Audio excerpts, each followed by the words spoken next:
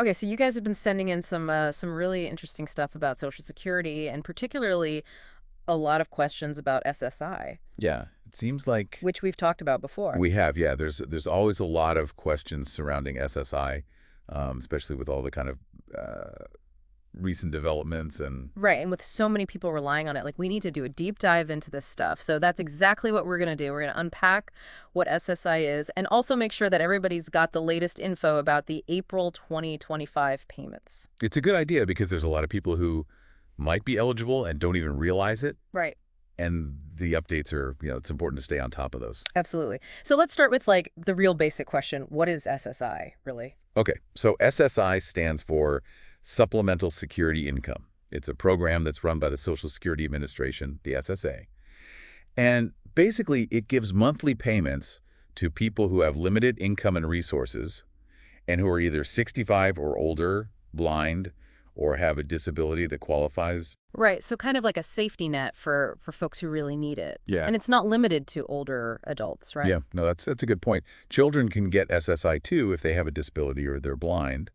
There are some differences in how the SSA decides if a child qualifies, but it's definitely there to help families who are struggling. I feel like this is where it gets confusing for people because we're talking about Social Security, but then there's this SSI thing. It's like they're kind of separate, right? Yeah, you've got it. So regular Social Security, the retirement, survivors, and disability benefits, Yeah. that's what most people think of. And that's something you earn by working and paying those Social Security taxes. Right. Decades of working Yeah. and paying into the system. That's right. But SSI is different. It's needs-based. Yeah. So it doesn't matter if you worked or not or how much you paid in taxes. It's about whether you meet these financial limits and these other requirements. Right. And so the money for SSI, it doesn't come from those Social Security taxes we were just talking about, does it? No, it doesn't. Yeah. SSI is funded by general revenue, stuff like income tax that everybody pays, corporate taxes. So it comes from the U.S. Treasury. So two, like, totally separate pots of money. Is it possible, though, to get both regular Social Security and SSI at the same time? Oh, yeah. Yeah, that happens all the time. Someone might have worked enough to qualify for some Social Security, but it's a small amount, Right. and they still have very low income and assets, so they Yeah. could get SSI to sort of top that up. Yeah. And sometimes you can actually apply for both at the same time. The SSA will figure it out. And being on SSI, that opens the door to other help, too, right? Like, beyond those monthly payments. You're absolutely right. In most states, if you're getting SSI, you automatically qualify for Medicaid, which is huge for healthcare costs. And some states add their own extra money on top of the federal SSI benefit. Okay. And SSI can also make you eligible for food assistance programs. So you got the monthly payment, you got help with health care, food assistance, all kinds of potential support. Right. And that's why it's so important for people to understand if they might qualify, because it can make a big difference. Right. So to be clear, the big things you need are you got to be 65 or older or That's right. blind or have a disability, and then you got to have limited income and resources. Yeah, you hit the nail on the head. Those are the main things. But there's some fine print, too, the details. It always is. Right. Like usually you need to be a U.S. citizen or a qualified non-citizen, and you have to be living in the U.S., which includes D.C. and the Northern Mariana Islands. Right. And you can't be out of the country for too long, like for a whole month or more than 30 days in a row, generally speaking. So there's some rules like that. Okay, so we've drawn some lines between regular Social Security and SSI. Are there any ways that these two programs are kind of similar? Yeah, there are some overlaps. They both pay you benefits each month. Right. And if you're 18 or older, the SSA uses pretty much the same rules to decide if you're disabled enough for either program. But remember, for kids applying for SSI, the disability rules are different, like we talked about earlier. And of course, both programs are run by the same agency, the SSA. So same agency, but different pots of money, different eligibility rules, but some things are still handled the same. Makes sense, yeah. Okay, so now that we kind of have a grip on what SSI is all about, let's get into what everyone's been asking about, those April 2025 payments. All right, let's do it. Get to the deal. So for April 2025, the SSI payment is going out on Tuesday, April 1st. Since the first falls on a weekday, it's just the regular first-of-the-month payment. Okay, so no surprises there. Not this time, though. And it's a huge number of people we're talking about who get these payments, right? Oh, yeah, it's a lot of people. About 7.4 million folks across the U.S. get SSI. That includes people with disabilities, older people with limited income, and people who are blind. Wow. And about a third of those folks are also getting regular Social Security benefits. So there's like a big overlap between who's getting these different types of benefits. Now, I know that for those regular Social Security payments like retirement or disability, it's not the first of the month. It's different, isn't it? You got it. For people who started getting Social Security after May 1997 and who aren't also on SSI, they get their checks on Wednesdays. Yeah. And the specific Wednesday depends on when you were born. If you were born between the 1st and the 10th of the month, it's the second Wednesday. The 11th to the 20th, it's the third Wednesday. And the 21st to the 31st, it's the fourth Wednesday. So you got to know your birthday to know when you're getting paid. Pretty much, yeah.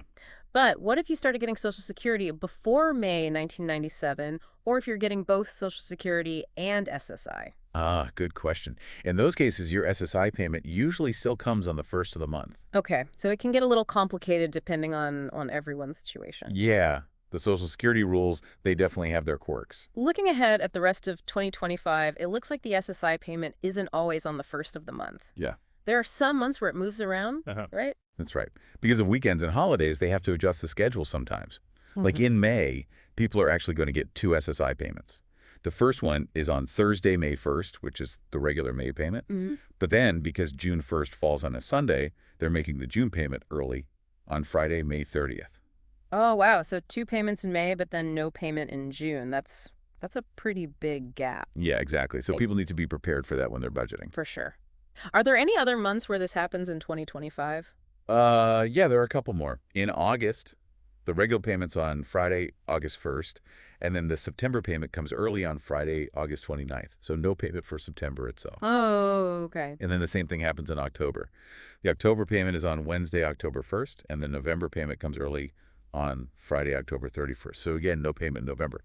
And then finally, December's a little different. There's a payment on Monday, December 1st for December, and then another one on Wednesday, December 31st. But that one's actually for January of 2026. So make sure to mark your calendars, folks. Lots of shifting payment dates in 2025. Definitely. And it's not just the payment dates that are changing. We've got some pretty big policy updates too, especially when it comes to overpayments. This seems like a really important thing to understand. It is. It is. So as of March 27th, the SSA has brought back a policy that lets them take back like all of someone's monthly SSI benefit if they decide there was an overpayment. Whoa, whoa, whoa, like the whole payment. Yeah, 100%. They're in a temporary rule during the pandemic where they could only withhold 10% of the benefit, but that's gone now. So it went from a 10% limit to taking everything. That seems like it could really hurt people who are already struggling to make ends meet. Yeah, a lot of people are worried about that. For many folks on SSI, that monthly payment is their only income. Right. And to suddenly have it all taken away to repay an overpayment, even if it wasn't their fault, could be devastating. You know, they might not be able to pay rent, buy food, afford their meds. It's a big deal. That's a huge change. So what should people do if they get a notice about an overpayment? Well, they need to act fast. They should definitely look into their options, like appealing the decision, asking for a waiver, or trying to work out a payment plan with the SSA. But this new 100% withholding policy makes everything a lot more complicated. Right, because now there's like immediate pressure. It's not just a small deduction from your check anymore. Exactly. The stakes are a lot higher now. So that's something to be really aware of. Now, there were also some changes about how people verify their identity and update their direct deposit info, right? And those took effect around the same time as the overpayment policy change. Yeah, that's right. As of March 31st, you can't do those things over the phone anymore. Really? So no more calling up the SSA to verify who you are or change your bank info? Nope, they're not doing that anymore. Now you have to either log into your My Social Security account online, which uses that two-factor authentication thing for security, right, or you got to go to an SSA office in person. Wow, so it's all online or in person now. What's the reason for that? Is it just about security? Yeah, the SSA says it's about making things more secure and preventing fraud. The idea is to make it harder for scammers to pretend to be someone else and steal their benefits. Like by changing the direct deposit info to their own account. Makes sense. But I can see how this might be a problem for some people. Oh, yeah, definitely. Like, what about older folks who aren't comfortable with computers or don't have internet access? Or people with disabilities who might have trouble getting to an SSA office? Right. It seems like it could create some real barriers. Yeah, that's a valid concern, Yeah. especially since the SSA is actually dealing with staffing shortages right now. Really? Yeah, they're saying it's the lowest staffing levels in decades. Wow. So fewer people to help, and they're making it harder to access services remotely. That's concerning.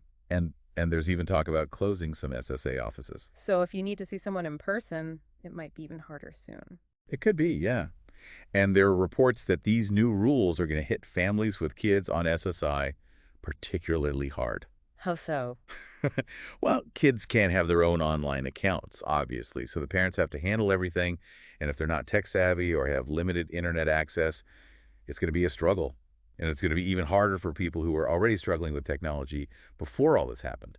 So it seems like the SSA is trying to make things more secure and efficient, but those efforts might actually make things harder for the people who need help the most. Yeah, it's kind of a catch-22, isn't it? It is. So it sounds like while these changes might have good intentions behind them, there are some real potential downsides for people who rely on SSI. Yeah, it's definitely a mixed bag. Mhm. And it's important for people to stay informed about how all these changes might affect them. Absolutely. Knowledge is power, as they say. So let's wrap up this deep dive.